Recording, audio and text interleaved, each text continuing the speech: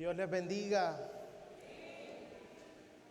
Una vez más, estamos agradecidos con el Señor porque hasta aquí nos ha ayudado y nos ha sustentado. Amén. Que nos ha regalado este nuevo día para glorificar, para ver sus maravillas en cada una de las cosas que Él hace. Y porque ahora nos da la oportunidad también de ser edificados con su palabra.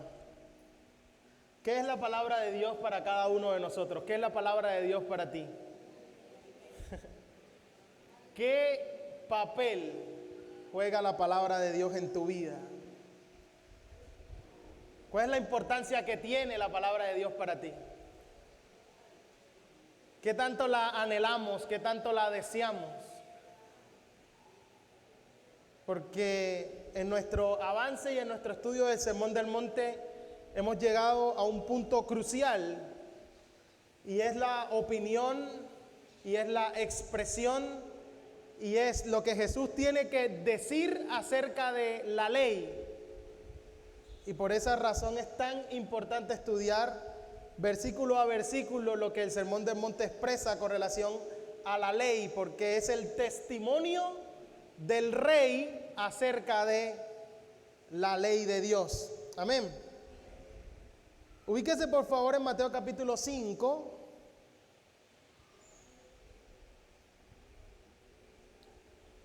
Diani inició el domingo pasado el versículo 17. Voy a volver a leer desde el 17 hasta el 20. Cuando lo tenga me puede decir amén. Miren el testimonio de Jesús acerca de la ley. Versículo 17, no penséis que he venido para abrogar la ley o los profetas. No he venido para abrogar, sino para cumplir. Porque de cierto os digo que hasta que pasen el cielo y la tierra, ni una jota, ni una tilde pasará de la ley, hasta que todo se haya cumplido. De manera que cualquiera que quebrante uno de estos mandamientos muy pequeños y así enseña a los hombres, muy pequeño será llamado en el reino de los cielos. Mas cualquiera que los haga y los enseñe, este será llamado grande en el reino de los cielos. Porque os digo que si vuestra justicia no fuere mayor que la de los escribas y los fariseos, no entraréis en el reino de los cielos. Amén. Hablábamos el domingo anterior de si de verdad en medio de este mundo relativista se puede hablar de una verdad absoluta. Y todo parece indicar que la Escritura está mostrando que sí, de que sí hay una base y que el absoluto es la ley eterna del Dios soberano que tenemos, que esa es la base para construir. Ahora, si uno es completamente estricto con relación a todo lo que Dios nos ha dicho en su palabra, esta es más que una verdad absoluta, es una verdad revelada. Cristo no es un absoluto, Cristo es un misterio revelado. ¿Por qué? Porque los absolutos ya es como si se hubiese completado. Mientras que Cristo, al ser revelado, significa de que nunca habremos recibido suficiente, siempre habrá más, no habremos llegado. Yo no sé si usted ha leído un texto en la Biblia que a mí me llena de mucha satisfacción cuando lo leo, y está en Deuteronomio capítulo 29, versículo 29, Ronnie. Todo lo que nosotros conocemos acerca de Dios, todo lo que nosotros podemos comprender acerca de Dios, lo entendemos y lo comprendemos porque Él nos lo ha revelado. Amén. Todo lo que Dios se conoce, lo podemos conocer porque Dios nos lo ha revelado. Ahora, ¿será eso todo lo que existe de Dios? No. Es todo lo que nosotros necesitamos para vivir y conocer de Dios. Amén. Y miren cómo dice Deuteronomio 29, 29. Las cosas secretas, ¿a quién pertenecen? a Jehová nuestro Dios. Es decir, hay cosas que pertenecen a esa categoría. Son secretos. Pero hay otro grupo de cosas que son ¿qué? Las reveladas. ¿Esas para quiénes son? Mas las reveladas son para nosotros y para nuestros hijos para siempre. ¿Para qué? Para que cumplamos todas las palabras de esta ley. Es decir, lo secreto pertenece a Él, pero dentro de todo lo que Él es, en su infinita misericordia, en su infinita gracia, Él se plació revelarnos. ¿Cierto? Y eso que Él nos ha revelado es para nosotros. Dios se ha revelado. ¿A través de qué? Dios se ha mostrado y se ha revelado a través de la creación, por ejemplo. La creación es una manifestación de la gloria de Dios y de lo que es capaz de hacer. Es decir, es una de las formas como Dios se revela, o como se dice, es la revelación general de Dios. A todos los hombres Dios se ha revelado a través de su creación. Pero Dios fue mucho más allá. Y Dios no solo se reveló a través de la creación, sino que también se ha revelado a través de su palabra escrita. ¿Sí o no? Una cosa es que yo mire todos los cielos, todo lo que Dios existe, y otra cosa es que haya un mensaje directo y claro en lenguaje humano dirigido a mí. Entonces Dios también se ha revelado a través de su palabra. Pero Dios todavía fue mucho más allá. Y no solo se reveló a través de la creación, no solo se ha revelado a través de su palabra, sino que la palabra se encarnó en Cristo. Dios mismo se hizo hombre para poder mostrarnos ya no solo en lenguaje humano, sino en esta misma carne, en forma de hombre, su gloria. Y vimos su gloria en la persona de Jesús. Eso es lo que los discípulos van a decir. Nosotros vimos su gloria porque se ha hecho hombre. Y ahora todo lo que nosotros podemos conocer acerca de Él es porque Él nos los ha mostrado, nos los ha revelado. Y qué bueno que ahora esta palabra encarnada de Jesús nos va a mostrar la conexión de todas las formas en las que Dios se ha revelado y la importancia que tiene la palabra para nuestra vida. Amén. Yo creo que usted seguramente habrá escuchado la expresión postmoderna de que debido a que los tiempos han cambiado, entonces la Biblia no encaja en este tiempo. Está desactualizada, ¿cierto? Y por supuesto esto no es verdad, es todo lo contrario. La palabra de Dios, la forma en la que Dios se ha revelado es para que nosotros ahora vivamos por eso. Yo no sé si usted ha visto que hay gente más interesada en los secretos que lo que se ha revelado. ¿Sí o no? Y todas las preguntas y todas las dudas y todo lo que quiere es de los secretos. Y mi hermano, no hemos podido con lo que nos fue revelado, ahora con eso. Ocupémonos de la parte que nos fue revelado, porque esta es la parte que es para nosotros y para que la cumplamos. Es decir, antes de irte hasta allá, hasta los grandes misterios, ¿por qué no comenzamos con lo básico? ¿No les parece? Con aquello que fue revelado en su palabra. Y entonces la gente moderna o postmoderna dice que la Biblia no encaja en este mundo moderno. Pero lo cierto es que la Biblia es eterna e infalible y que ella es la norma para cualquier tiempo. Y les decía una vez, porque no es ni pasada ni moderna, es eterna. Y al ser eterna no ha cambiado. Entonces, no es que el ser humano rechace la Biblia porque la Biblia se contradice, sino todo lo contrario, rechaza la Biblia porque la Biblia contradice su manera de vivir. Y como contradice su manera de vivir, dice, no, eso no puede ser así, eso es demasiado radical. Eso fue para otro tiempo, eso era para ellos. Entonces, es el mundo el que no encaja en la Biblia. Y no porque el mundo haya cambiado, sino porque la Biblia no ha cambiado. Es decir, siempre ha mostrado la condición del ser humano, tal cual somos. Entonces, por fuera puede que el mundo haya cambiado, hay mayor adelanto tecnológico, mayor adelanto científico, vemos cuántas cosas, pero por dentro del corazón humano sigue siendo igual el ser humano sin Dios desde la entrada del pecado. Los otros que han intentado contradecir la Biblia lo hacen simplemente diciendo que es un conjunto de ideas humanas, ¿cierto? De que realmente son simples personas las que la han escrito y que en este relativismo moderno cualquier persona puede tener una interpretación dada de la Biblia. Y yo creo que este pasaje es bien importante, o esta sección de la palabra del Sermón del Monte es bien importante, porque nos va a dar lo que Jesús, el testimonio de Jesús acerca de la autoridad de la Escritura, acerca de la autoridad de lo que Dios ha dicho.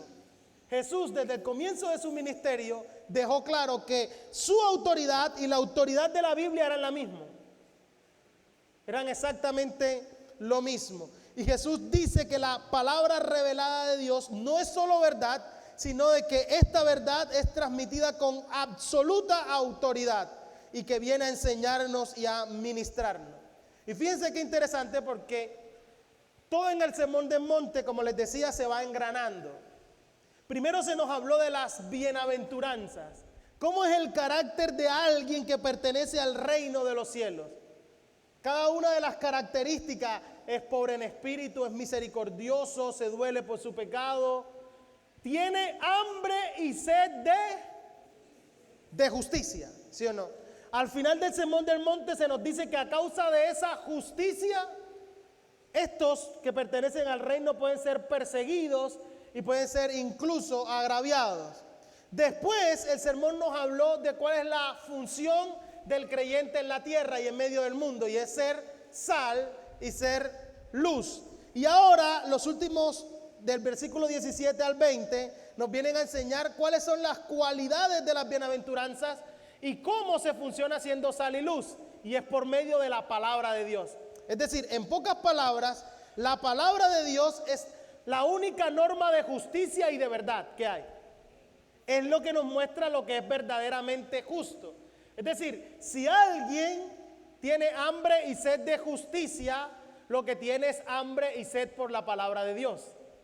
Si alguien es perseguido a causa de la justicia, es perseguido a causa de vivir de la forma en la que la palabra de Dios indica que se vive. Amén. Entonces Jesús ha hablado primero del carácter del cristiano, de la influencia, y ahora dice que ese carácter solo se puede dar en términos de la justicia. Si vieron cómo terminó en el versículo 20, su justicia tiene que ser mayor a la de ¿quién? A lo de los escribas y los fariseos. ¿Cuál era el problema de los escribas y los fariseos? Que una cosa era lo que decían y otra cosa era la que hacían. Es decir, nuestra justicia tiene que conectar nuestro discurso con nuestra vivencia, si no estamos al nivel de los escribas y los fariseos. Qué interesante que la palabra fariseo, que debería significar apartado, reservado, algo así como santo, ¿para qué se usa? Si a usted le dicen, oye, tú lo que eres un fariseo. Gracias, hermano, apartado. ¿Para qué se usa? ¿Cómo cambió esa palabra en el tiempo? Eres mi fariseo favorito. Es sinónimo de hipocresía. Tú lo que eres es un hipócrita. ¿Por qué es sinónimo de hipocresía? Porque Jesús llega a decir de los escribas y los fariseos que ellos se sientan en la cátedra de Moisés. Y llega a decir, lo que ellos dicen, háganlo, pero no hagan lo que ellos hacen. Qué tremendo, ¿no? Qué tremendo que se tenga que decir de algunos de nosotros, no, lo que ellos dicen es formidable, pero no vayas a hacer lo que ellos hacen. Porque no hay conexión entre el discurso y la vida. Entonces, para que nuestra justicia pueda ser mayor a la de los escribas y los fariseos, nuestro discurso tiene que coincidir con la forma en la que vivimos. Entonces, si tenemos hambre y sed de justicia, si vamos a ser perseguidos a causa de la justicia, entonces significa que tenemos que vivir acorde a lo que la justicia de Dios, que nos ha sido revelada, indica. Amén. Y fíjense cómo Jesús va ahora en el sermón aumentando. Primero habló en tercera persona. Bienaventurados los pobres en espíritu. Bienaventurados los pobres en espíritu. Después habló en segunda persona. Ustedes son la sal de la tierra. Ustedes son la luz del mundo. Y ahora habla en primera persona. Yo les digo, de cierto os digo. Y después directamente a cuál es nuestra propia relación con la ley. Estos versículos también se pueden dividir de dos maneras. Jesús primero va a hablar en el 17 y el 18 de cuál es la relación entre él y la ley. Y después, en el versículo 19 y 20, nos va a decir cuál es la relación entonces entre el cristiano y la ley. Y nos va a mostrar en toda esta sección varias características acerca de las escrituras, de la ley de Dios. Entonces, Diany nos decía el domingo pasado que como hay tanta carne en estos versículos, toca cogerlos uno por uno. Pero cada uno de estos versículos, desde el 17 al 20, muestra una característica de la ley de Dios, de las escrituras. Diany nos habló en el 17 acerca de la preeminencia de las escrituras, ¿cierto? Es preeminente. En el versículo 18, que es el que vamos a tratar hoy, se nos habla de la permanencia. Las escrituras son permanentes. ¿Hasta cuándo? Hasta que el cielo y la tierra pasen. Su permanencia. Vamos a ver el domingo que sigue, el 19, que es la pertinencia. Y por último, en esta sección, en el versículo 20, el propósito de las escrituras, cuyo propósito es que nuestra justicia sea mayor a la de los escribas y los fariseos. Amén. Es decir, hoy solo nos vamos a quedar en el versículo 18, que dice de la siguiente manera. Este aspecto de la ley, que es su permanencia, dice: porque de cierto os digo, ya está ahí 5:18, que hasta que pasen el cielo y la tierra, ni una jota, ni una tilde pasará de la ley, hasta que todo se haya cumplido. ¿Ok? En este versículo hay suficiente para trabajar en la mañana de hoy. Porque este versículo primero nos establece un límite en la primera parte. Hay un límite hasta que pasen el cielo y la tierra. Luego nos dice las características de esta palabra, que es la permanencia, que ni una jota ni una tilde pasarán. Es decir, es permanente. Y nos habla por último de un cumplimiento, hasta que todo se haya cumplido. Un límite, la permanencia y el cumplimiento son entonces nuestras palabras. En primer lugar, hablemos del límite. Jesús dice: de cierto os digo que hasta que pasen el cielo y la tierra. Cielo y tierra van a pasar. Y Jesús es tan categórico en esta afirmación que la inicia diciendo: porque de cierto os digo. La palabra que está allí para decir de cierto os digo es la palabra amén. ¿Usted alguna vez ha dicho amén? Amén. Cuando usted dice amén, ¿qué dice? Es una afirmación, que así sea. De cierto os digo. Es una afirmación intensa. Lo que Jesús va a decir es: les aseguro esto con absoluta autoridad. Esto así será. Hasta que pasen el cielo y la tierra, que es la expresión para el fin de todo lo que conocemos, el fin de la historia terrenal. Hasta que eso suceda, la palabra de Dios permanecerá. Es decir, como la palabra de Dios está ligada, duraría más que el universo dejará de existir y su palabra seguirá siendo su palabra. Permanecerá siendo su palabra. Y esta es una verdad a lo largo de toda la Escritura. Los discípulos lo enseñaron también. El apóstol Pedro va a decir que los cielos y la tierra que ahora existen están reservados por la misma palabra, pero están guardados por el fuego para el día del juicio. El salmista lo sabía también. Los profetas también lo declararon. Y Jesús va a poner su palabra al nivel de la autoridad. Miren cómo dice Mateo 24:35. Mateo 24:35. El cielo y la tierra pasarán, pero mis palabras no pasarán. Es decir, Jesús está igualando sus propias palabras con la palabra de Dios. Lo que quiere decir es que Jesús es Dios. Amén. Mis palabras no pasarán. Pasarán el cielo y la tierra, pero mis palabras no pasarán. Es decir, lo que es cierto en cuanto a la ley, en su significado más pleno, entendido como el Antiguo Testamento, también es cierto ahora acerca de la enseñanza de Jesús. Es decir, nosotros los creyentes no tenemos dos Biblias, el Antiguo y el Nuevo. Nosotros tenemos una unidad y es Cristo quien le da unidad completa a la ley, a toda la ley y los profetas, a todo lo escrito. Hay una unidad. Y Jesús ahora está igualando sus palabras acerca a las palabras de Dios mismo. Así que, hermano, qué insensatez preguntar. ¿Y la Biblia qué tiene que decirnos hoy? Sigue teniendo exactamente la misma autoridad. Amén. Entonces es la palabra eterna de Dios.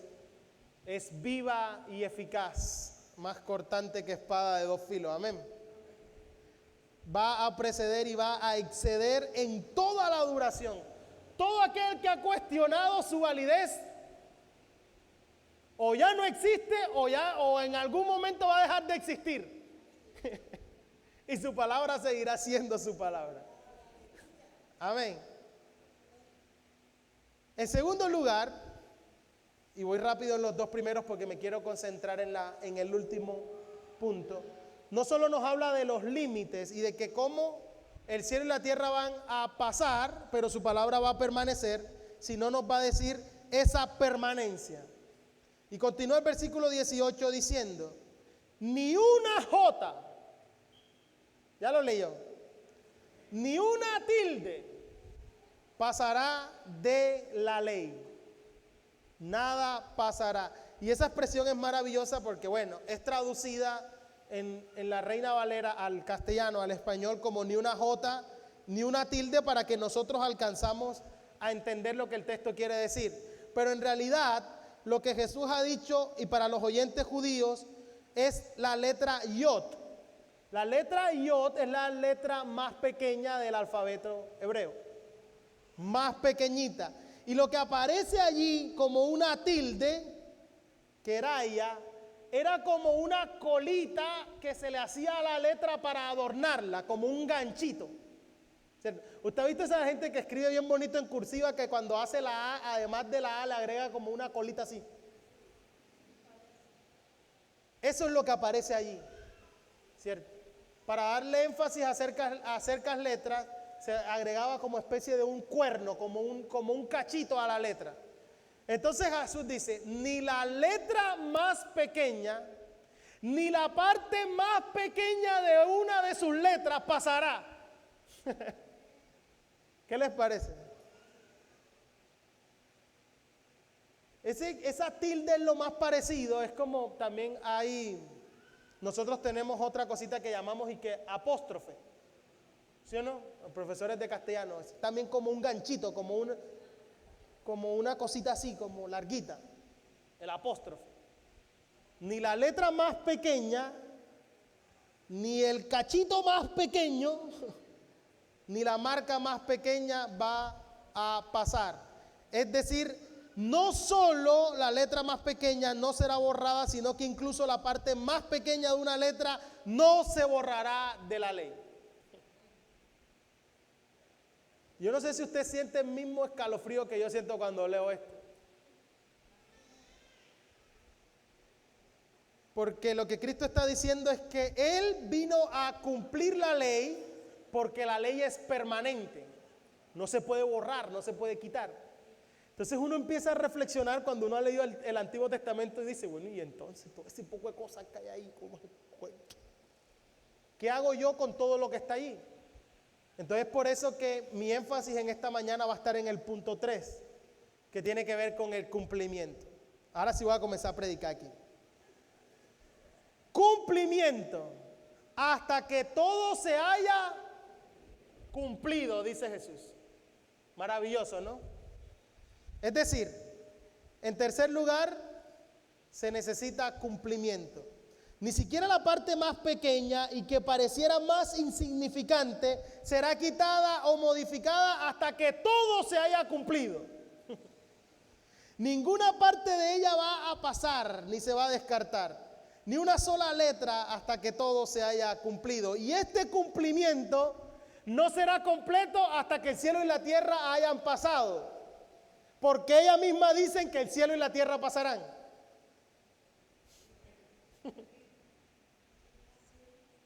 Me enredé un poco. Ella misma, la palabra de Dios establece que el cielo y la tierra pasarán. ¿Sí o no? Hasta que todo se haya cumplido, incluso eso. Eso quiere decir que este cumplimiento no será completo hasta que los cielos y la tierra hayan pasado.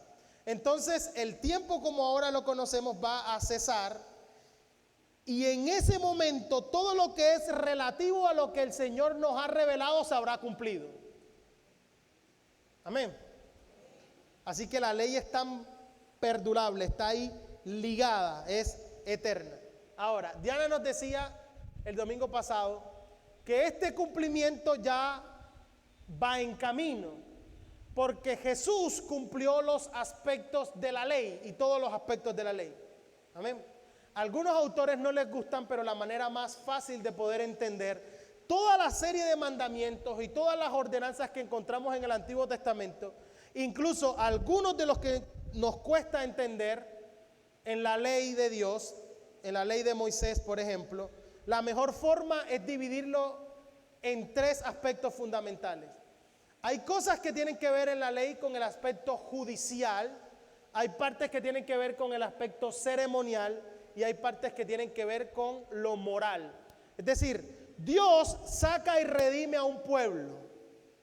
Después que ha sacado al pueblo y lo ha pasado por medio del mar, ¿cierto? Después que lo libertó, después que lo trajo al otro lado del mar y que los egipcios quedan en el mar, quedan atrás, él ha dejado a Egipto sepultado, después los llama y se les muestra como el Dios santo que es. Es decir, primero los liberta y después que los liberta es que ahora les exige a causa de la libertad que les ha dado. ¿Cierto que es así? Esa es la secuencia. Es decir, la ley, Dios no se las va a dar para que el pueblo sea libre. El pueblo ha sido libre. Amén. Y ahora, a causa de la libertad de la esclavitud que Dios les ha dado, les va a dar la ley para que le muestren al mundo cómo vive alguien a quien Dios ha libertado.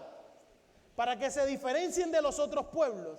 El objetivo de la ley era que Israel se pudiera diferenciar, porque tenía un Dios distinto. Ahora, dentro de estos aspectos, todo lo que tiene la ley, todo lo que contiene la ley, hay aspectos judiciales de la ley. Es decir, la ley era la forma como Israel iba a impartir justicia, era su código civil y su código penal. ¿Qué hacer cuando alguien mataba a una persona pero no tenía la intención de hacerlo? Eso se llama como hoy, doctor, homicidio culposo. Y entonces se legisla de cómo se trataba ese caso. ¿Cómo hacía si el buey de alguien cogía y mataba a otra persona? ¿Qué se hacía en ese caso? Y la ley legislaba acerca de eso porque Israel tiene una teocracia, es decir, Dios es la máxima autoridad en Israel y su ley es su código civil. Entonces hay aspectos judiciales de la ley de Dios contenidos ahí, por principio. Hay aspectos ceremoniales. Dios ahora le da una serie de instrucciones acerca de la adoración, acerca de cómo tiene que servir, acerca de cómo tiene que adorarle. El tabernáculo, el templo, la mesa, el candelero y todas las figuras que encontramos en el Antiguo Testamento. Y también hay aspectos morales, quizás la sección de toda la ley de Dios que más define los aspectos morales de la ley son los 10 mandamientos. Amén. Ahora, Cristo ha cumplido todos los aspectos de la ley. Ceremonialmente, Cristo cumplió todos los aspectos de la ley. Judicialmente, Jesús cumplió todos los aspectos de la ley. Y moralmente, Jesús cumplió todos los aspectos de la ley. Es decir, moralmente, que es la norma básica, como ya mencionamos, Jesús en su vida, en su ministerio, en todo cuanto hizo, Él obedeció cada mandato y cumplió cada requisito. Vivió cada una de las normas. Él lo cumplió. Judicialmente, la ley judicial fue dada para que Israel demostrara que Dios era su rey, que Dios era la máxima autoridad, de que ese era su pueblo. ¿Cómo cumplió Cristo la ley judicial en Israel? Fue dada para que Israel pudiera tener una identidad exclusiva, era una nación que le pertenecía. Y todas esas leyes de solución de conflictos, de dieta, de vestimenta, de normas especiales, era para que este pueblo mostrara que estaba separado del mundo. Sin embargo, Israel rechaza al Mesías. Y cuando Cristo viene, lo crucifica.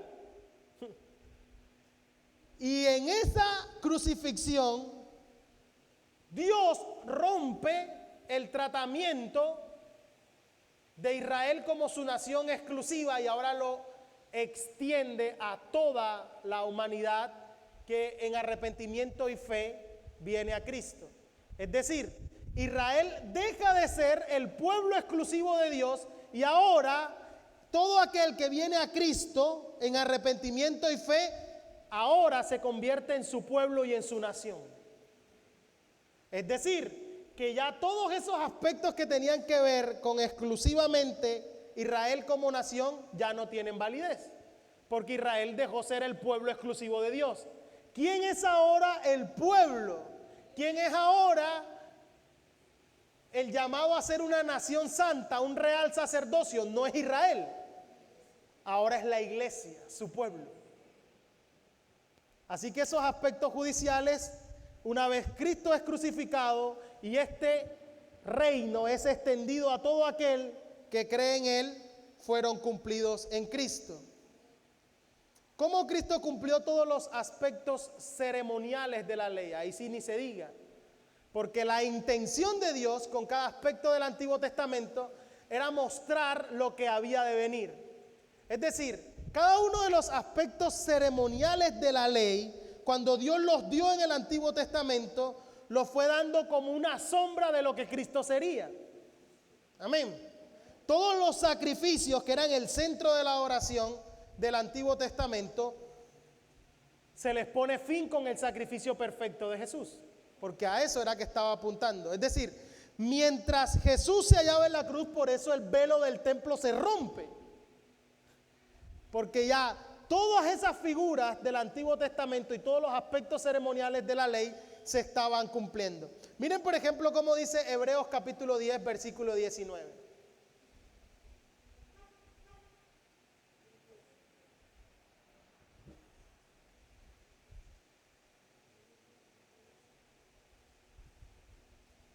¿Ya lo tiene? Hebreos capítulo 10 verso 19. Dice: así que, hermanos, teniendo libertad para entrar en el lugar santísimo. ¿De qué está hablando ahí el hebreísta? Del lugar tanto del tabernáculo como del templo, donde solo podía entrar ¿quién? El sumo sacerdote. Y lo hacía una vez al año. ¿Cierto? Ahora nosotros tenemos libertad para entrar en el lugar santísimo. ¿Por qué tenemos libertad para entrar? Por la sangre de Jesucristo, por el camino nuevo y vivo que Él nos abrió a través del velo. Ahora, el velo del templo, al rasgarse, está dando acceso. ¿Cómo se mostró eso físicamente en Cristo? Su cuerpo es el velo, es la carne que se rasgó. Y por ese sacrificio, ahora nosotros tenemos acceso a la presencia de Dios. Teniendo un gran sumo sacerdote sobre la casa de Dios. ¿Quién es ahora el gran sumo sacerdote? Cristo. Y como Él es nuestro gran sumo sacerdote, ahora nos podemos acercar con corazón sincero y en plena certidumbre de fe. Es decir, cada detalle, por eso es tan importante esta carta del Nuevo Testamento de los Hebreos, porque Hebreos va a conectar cada aspecto ceremonial, el sumo sacerdote, el candelero, cada uno, los aspectos del tabernáculo. Por ejemplo, devuélvase una hojita, el capítulo 9, versículo 11.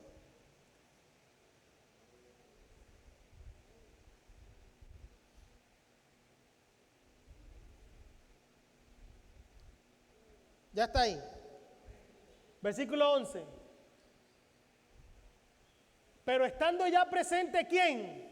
Cristo, que es ¿qué? Sumo sacerdote de los bienes venideros, por el más amplio y más perfecto tabernáculo, no hecho de manos, es decir, no de esta creación, versículo 12, y no por sangre de machos cabríos ni de becerros, sino por su propia sangre, entró una vez para siempre en el lugar santísimo, habiendo obtenido eterna redención.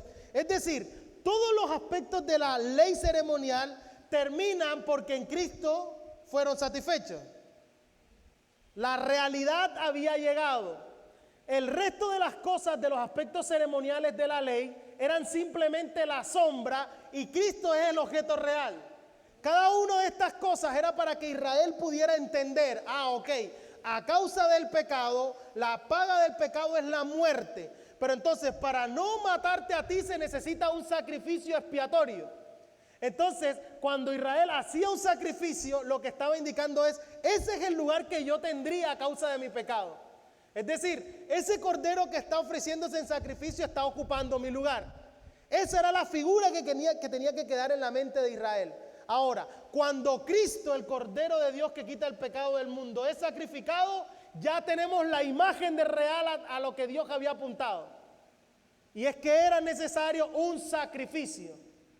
Pero como el sacrificio de todos estos machos cabríos era imperfecto, porque no era capaz de transformar el alma, y el hombre, a pesar de que, ¿por qué tenía que estarse ofreciendo continuamente sacrificio? Imagínense el sumo sacerdote recibiendo todo. Mira, aquí vengo a ofrecer sacrificio por esto, vengo a ofrecer sacrificio por esto. Ese sacrificio tenía que ofrecerse continuamente porque era un sacrificio imperfecto. Pero entonces lo que ahora el libro de Hebreos nos dice es que el sacrificio de Jesús, como fue perfecto, fue una vez y para siempre. Es decir, cada una de las figuras que usted tiene en el Antiguo Testamento apunta a Cristo.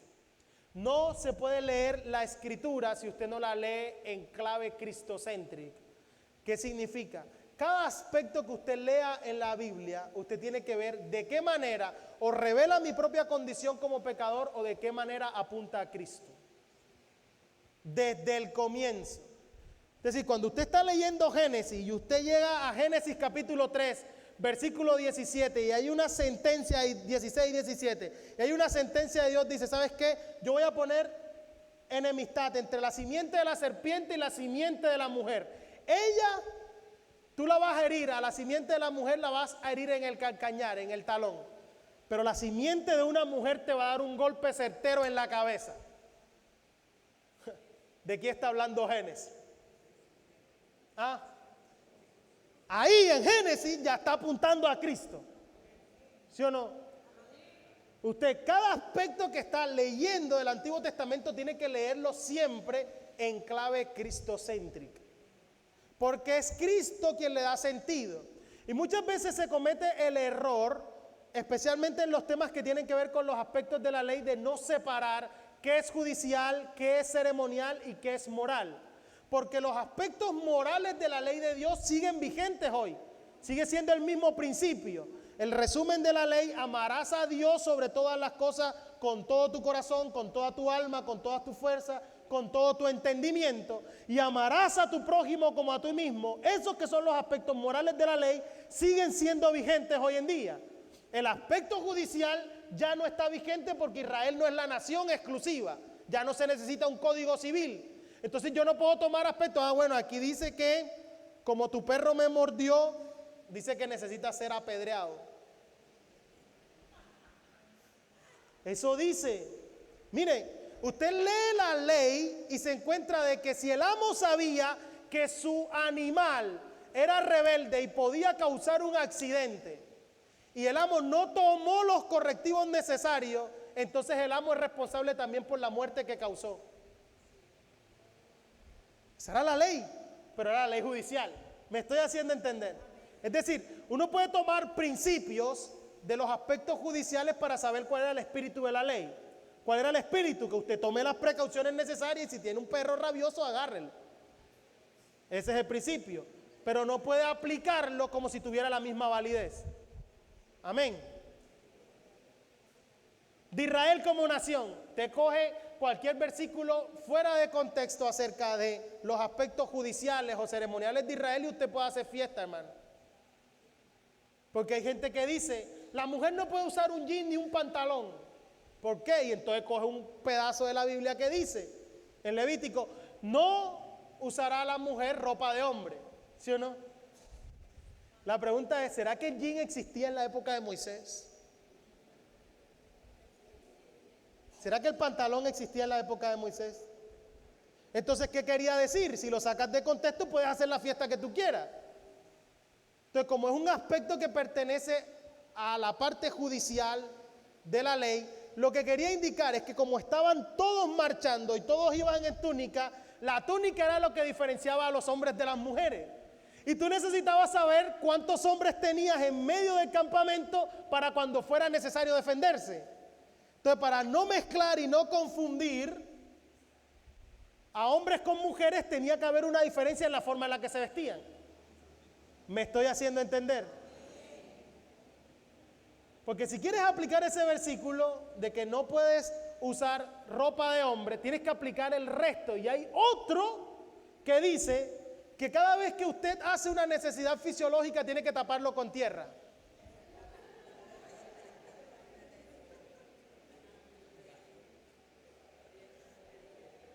Entonces, ¿qué dice? Se acabó el uso de los inodoros, mi hermano, porque aquí dice que tiene que ser en la tierra y echarle después tierra.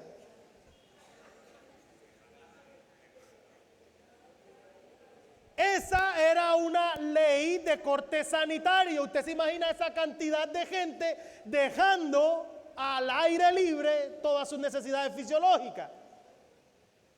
¿Está conmigo?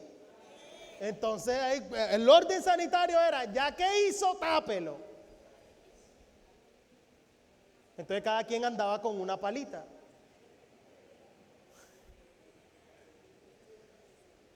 Entonces, en medio de esa confusión, se puede hacer cualquier cosa. Usted normalmente ve que la gente que atraca con la Biblia, hay gente que atraca con la Biblia, ¿sí o no? La gente que atraca con la Biblia normalmente lo hace con un texto del Antiguo Testamento, ¿sí o no? Normalmente quien atraca con la Biblia atraca con el Antiguo Testamento, porque lo puede sacar de contexto. ¿Me estoy haciendo entender? Pero la norma superior, el espíritu de la ley, cuando Cristo lo da, entonces uno logra comprender qué era lo que la ley quería decir. Amén. Normalmente quien quiere enseñar, pero entonces lo que la Biblia nos está diciendo y lo que Jesús está declarando en el sermón es que todo está cumpliéndose y que estos aspectos ceremoniales han sido cumplidos. Jesús dijo, yo he venido a cumplir la ley. Entonces Jesús, así como Aarón fue el primer sumo sacerdote, ahora Jesús es el gran sumo sacerdote. Pero Aarón no se puede comparar con Jesús, porque Aarón entraba a un tabernáculo terrenal. Cristo ha entrado al verdadero tabernáculo celestial, al verdadero lugar santísimo, delante del Padre. Aarón entraba a un lugar físico y decía, te vengo a presentar a este pueblo que no sé por qué no te lo lleva, pues estoy cansado de ofrecer sacrificios por ellos. Día tras vez, vez tras, y ofrece, y ofrece, y ofrece, y cada vez. Me vino Aarón cuando venía otra vez la hermana y que aquí vengo otra vez usted, hermana, y entonces, ¿hasta cuándo? Y tenía que hacerlo continuamente. Pero Cristo no se puede comparar con Aarón porque Él entró una vez y para siempre, porque el sacrificio que Él ofreció es perfecto, porque ofreció su propia vida.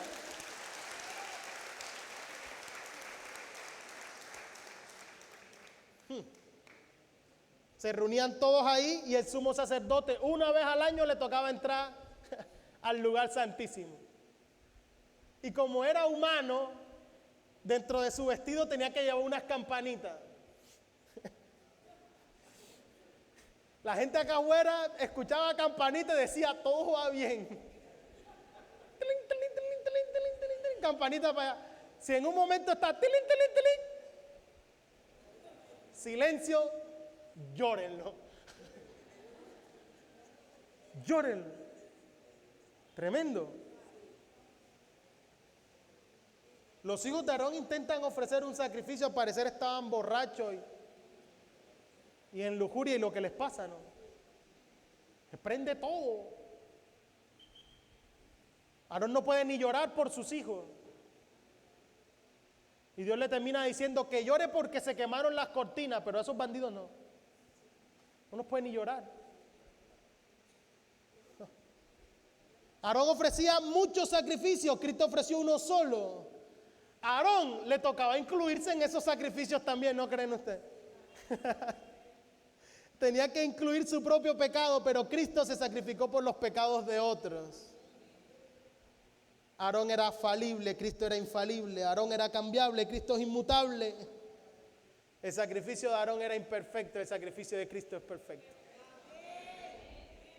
El tabernáculo, el templo y todo lo que nosotros vemos a través de la historia bíblica solo tiene sentido cuando lo vemos a la luz de Cristo. Porque entendemos que hay límites y que a un Dios santo no se puede llegar de cualquier manera. Eso es lo que tenía que transmitir en la mente de Israel. Por eso Dios se le ha presentado. El tabernáculo y el templo tenían una puerta para entrar a la presencia de Dios. La Biblia dice que Cristo es la puerta para entrar. El tabernáculo tenía un altar de bronce, Cristo es el altar. Tenía una fuente para la limpieza, Cristo es la fuente, hermano, que limpia nuestra vida de todo pecado. En el tabernáculo y en el templo había muchas lámparas. Cristo dijo, yo soy la luz del mundo. El tabernáculo y el templo tenían un velo que fue rasgado. Ese velo fue el cuerpo de nuestro Salvador, rasgado para tener acceso. Cada ofrenda que se ofrecía en el templo y en el tabernáculo apuntaba a Cristo. Cada fiesta que Israel tenía apuntaba a Cristo. Usted sabe eso, usted no puede leer eso si no apunta a Cristo, si no lo ve. Mire, cuando Cristo estaba hablando y cuando Cristo predicaba, la gente enseguida hacía conexiones. Yo no sé si usted ha visto, después de la alimentación de los 5,000 en Juan capítulo 6, apenas Jesús alimenta a todas las personas, ¿qué está pensando enseguida la gente? Dice, este es como Moisés, que da pan del cielo, ¿cierto? Enseguida hace la conexión. Maná, pan del cielo, este es como Moisés. De hecho, el mismo Moisés profetiza de que va a venir un profeta más grande que él, ¿sí o no? Y la gente enseguida dice, este es como Moisés, da pan. Y Cristo enseguida le da la interpretación. Y le dice, ese maná, ese pan del cielo, ¿de qué era figura? Le decía, fíjense qué interesante que vuestros padres comieron de ese pan y ¿qué les pasó? Murieron en el desierto. Pero yo soy el pan de vida, el que de mí come tendrá vida eterna. Wow. Y cuando Jesús les dice eso, la gente que le está escuchando dice, o sea que no va a haber más comida gratis. Son exactamente igual que Israel, ¿sí o no? Y somos exactamente igual que Israel. Le dice, ven acá, ¿cómo así que hay que comer tu cuerpo y beber tu sangre? No, a mí ese show no me gusta. Dime si va a haber o no va a haber comelona cada vez que estemos contigo aquí cerquita. Porque ayer comimos y nos saciamos. Y Jesús les dice eso. Lea Juan capítulo 6, le dice, me buscan porque ayer comieron y jarticos que quedaron. Pero le digo, así les pasó a vuestros padres. Comieron del pan y perecieron en el desierto. Y ustedes no necesitan un pan físico, ustedes necesitan un pan que verdaderamente descendió del cielo. Y el pan que desciende del cielo, más que el maná, soy yo, les dice Cristo. Y los conecta enseguida. Pablo, cuando ve la imagen, imagínense el apóstol Pablo que tenía la ley tan clarita en su mente, haciendo todas las conexiones. ¡Ay, Dios mío! Dice, ahora entiendo esto, ahora entiendo, con razón esto, con razón esto. Porque toda la escritura debería apuntar a Cristo. Por eso en la conversación con Nicodemo, Jesús le dice a Nicodemo, oye, tú eres maestro en Israel y no sabes estas cosas de que hay que nacer de nuevo. Porque hacia allá debería apuntar. Por eso en el camino a Emaús van los dos discípulos llorando. ¡Ay! Le dice, ven acá, ¿por qué lloran? Le dice, no, pensamos que habíamos encontrado al Mesías. ¿Y qué pasó? Nos los mataron. Ya, toda la esperanza perdida. Esa plática se perdió, mi hermano. Y dice la escritura en Lucas 24 que Jesús les dice, insensatos, tardos de corazón para entender lo que las escrituras habían dicho. ¿Sí o no? Y dice que comenzando desde Moisés, pasando por los profetas y los escritos, los salmos, les predicó todo lo que las escrituras decían acerca de él, de su muerte. Y mire que dice Moisés, los profetas y los salmos. Ese es todo el canon hebreo. O sea, los hebreos no dividen la Biblia como nosotros la dividimos. ¿Cierto? Que Pentateuco no, es Moisés, la ley de Moisés, los profetas y los poéticos. Ese es todo el canon. Es decir, Jesús usa todo el canon para decirles lo que las escrituras decían. Y por eso les decía ahorita, Pablo conectando absolutamente todo. Busquen un momentico cómo comienza Romanos capítulo 1.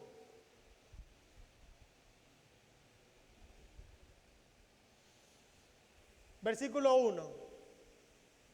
Pablo, siervo de Jesucristo, llamado a ser apóstol, apartado para el evangelio de Dios. Párala ahí. ¿De quién es el evangelio? Es de Dios. No es ni de los pastores, ni de los líderes, ni de una iglesia. Es que esta iglesia es no es propiedad exclusiva. El evangelio es de Dios. ¿Estamos de acuerdo? La buena noticia. Esta buena noticia, ¿fue un invento del apóstol Pablo? ¿Fue un invento de los discípulos? No. Versículo 2. Este evangelio él lo había prometido antes, ¿por qué? Por sus profetas. ¿Dónde? En las Santas Escrituras. Es decir, el evangelio predicado por los discípulos no fue una novedad de los discípulos. Había sido anunciado en las Escrituras. Y el apóstol Pablo ahora comienza a hacer todas las conexiones. Y después que hace todas las conexiones, en el capítulo 11 tiene que parar y decir qué profundidad la mente de Dios. Cuán profundo es su conocimiento. Cuán grande es. Primera de Corintios capítulo 15.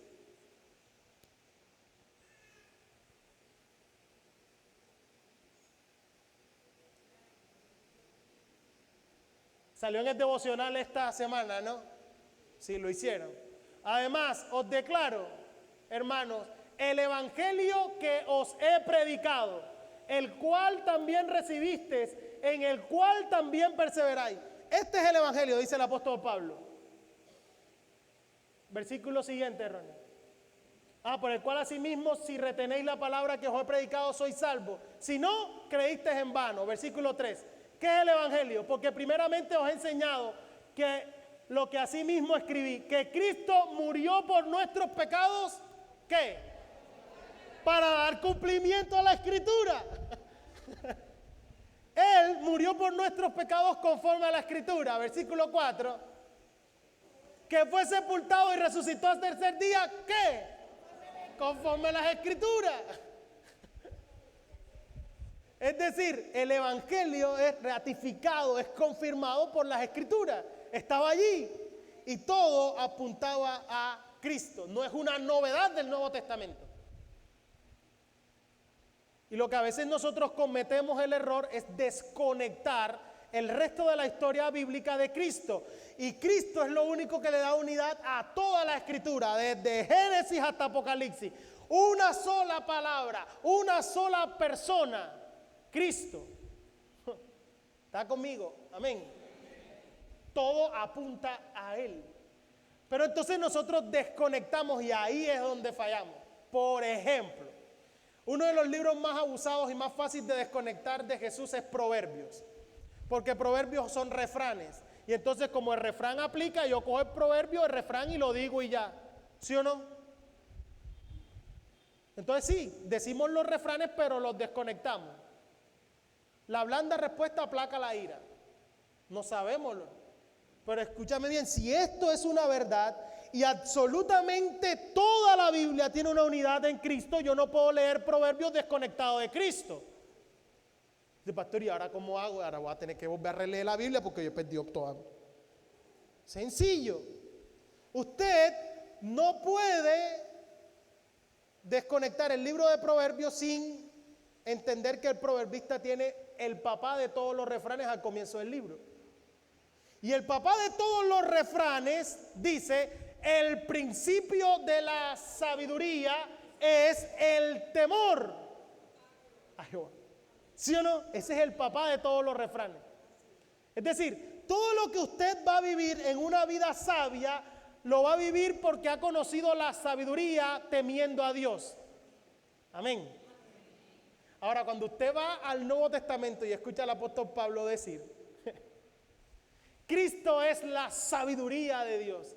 En Él están escondidos todos los tesoros de la sabiduría de Dios. Eso quiere decir que la única manera de ser verdaderamente sabio es conocer a Cristo, que es la sabiduría de Dios. ¿Está conmigo? Si usted enseña proverbios desconectado de Cristo, lo que está enseñando son normas morales y éticas. ¿Sí o no? Está enseñando moralismo, no cristianismo. Es decir, la única manera de que nosotros podamos vivir realmente como sabios es que conozcamos la sabiduría de Dios. Y Cristo es la sabiduría de Dios. Qué maravilloso, ¿no? Entonces, por eso les decía que yo quiero hacer énfasis en esta parte del cumplimiento. Porque es Cristo quien vino a cumplir la ley. Présteme mucha atención a lo que voy a decir y no me malinterprete ni me juzgue antes de tiempo, ni me vaya a crucificar. Escúchenme. Nosotros los cristianos no hemos sido llamados a ser cumplidores de la ley. Nosotros fuimos llamados a estar en Cristo. Y ahora, estando en Cristo, cumplimos la ley. Escúchenme. Porque hay gente que ha invertido, les decía ayer a los jóvenes, que por no entender esta unidad y de que el cumplimiento de la ley es Cristo, y de que la única manera de que yo pueda cumplir la ley delante de Dios es que esté en Cristo. O si no, dígame y repasamos todos los mandamientos a ver, porque con uno que incumpla ya no estás cumpliendo la ley. ¿Sí o no? Dígame, ¿quién puede cumplir todos los mandamientos de la ley de Dios? Nadie, ¿cierto? Justo ni a uno. El que incumple un mandamiento los incumple todos. Y ponía un ejemplo ayer que después se me ocurrió otra cosa.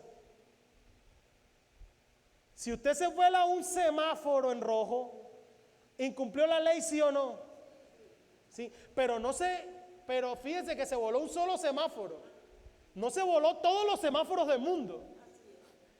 Con un solo semáforo que se voló, incumplió la ley. ¿Sí o no? El que incumple un mandamiento los incumple todos. Entonces tú dices, ¿entonces cómo quedo yo? Nosotros no fuimos llamados a ser cumplidores de la ley. Por cuanto estamos en Cristo, ahora que estamos en Cristo hemos cumplido la ley porque Él la cumplió. Así que lo mejor que una persona puede hacer es aferrarse a Cristo con todas sus fuerzas. Porque es la única manera de ser presentados justos delante de un Dios que es justo. Es decir, la única forma y la única razón por la cual nosotros somos amados es porque estamos en Cristo. Ahora, nuestra vida y nuestro deseo de cumplir la ley de Dios en la forma en la que hacemos es el resultado de estar en Cristo, porque sus aspectos morales todavía siguen en pie. El apóstol Pablo va a decir, la ley tenía una función, tenía un trabajo que hacer.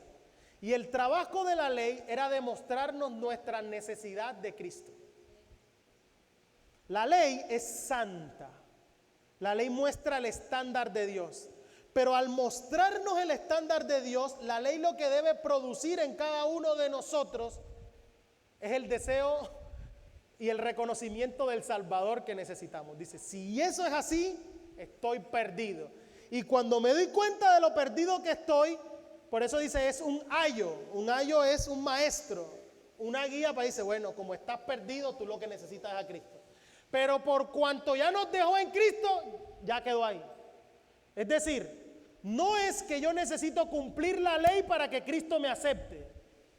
Es que por cuanto Cristo me ha aceptado en Él y ahora soy acepto en el amado, ahora yo tengo deseo de agradar la ley santa de Dios. Eso es diferente, me estoy haciendo entender. Ahora, la ley no es capaz de transformar el alma. La ley simplemente da cuál es el estándar de la santidad de Dios y cuál es el castigo por violar la ley. Eso es lo que hace una ley, ¿sí o no? La ley dice cuál es el pago o cuál es el precio por robarse algo. ¿Cuántos años de cárcel? ¿Cuál es el castigo? Pero ¿será que la ley es capaz de hacer una persona que era ladrón a que sea un ex ladrón? La ley no puede hacer eso, ¿sí o no? La ley no es capaz de transformar, solo dar el castigo. Entonces por eso es que la Biblia dice que nosotros ahora, por cuanto estamos en Cristo, hemos sido transformados y que ahora esto supera a la ley, porque es capaz de transformar el alma. Todas las cosas que están ahí puestas, por ejemplo, en la carta del apóstol Pablo a Gálatas, como fruto del Espíritu, el amor, el gozo, la paz, la benignidad, la templanza, la mansedumbre. ¿Esas cosas las puede producir la ley? No. ¿Quién produce esas cosas en nosotros? El Espíritu. Y por eso, como las produce el Espíritu, dice el apóstol Pablo, contra tales cosas no hay ley. Porque la ley no es capaz de producirlo. Pero el Espíritu sí es capaz de hacerlo. Es decir, cuando nosotros andamos en el Espíritu, cumplimos la justicia de la ley, porque Cristo en nosotros nos llena con su justicia, porque Él mismo nos ha proporcionado eso. Les decía el domingo pasado, este es el estándar de la santidad de Dios. Cuando lo miramos decimos, estamos muy lejos de cumplirlo. Pero no fue que Dios dijo, ay, pobrecito Luis Ferrer no va a ser capaz. Vamos a bajarle el estándar de santidad, porque dejaría él de ser santo. ¿Sí o no? Entonces, ¿qué hizo Dios? Nos ha dado a Cristo, para que nosotros ahora en Él lo podamos alcanzar.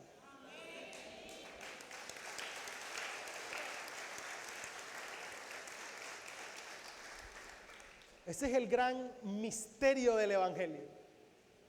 De que por cuanto Dios cargó en Cristo todo el castigo por mi pecado, es decir, el Padre trató a Cristo como debió tratarme a mí, para ahora tratarme a mí como si estuviera tratando a su Hijo. Se llama sustitución.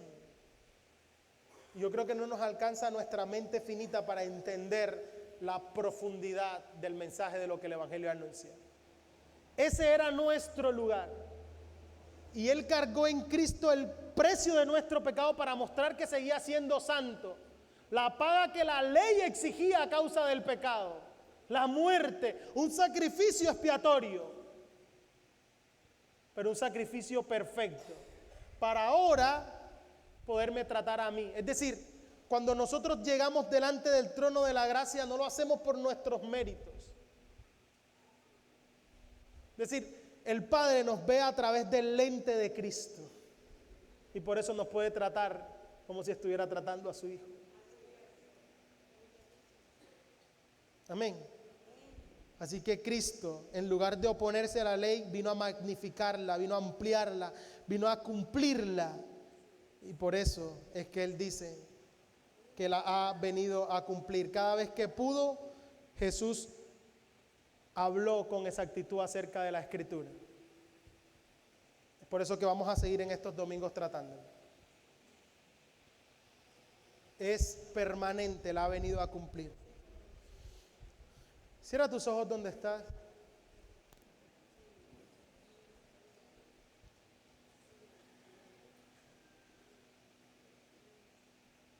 Y quiero terminar con la pregunta que hice al principio.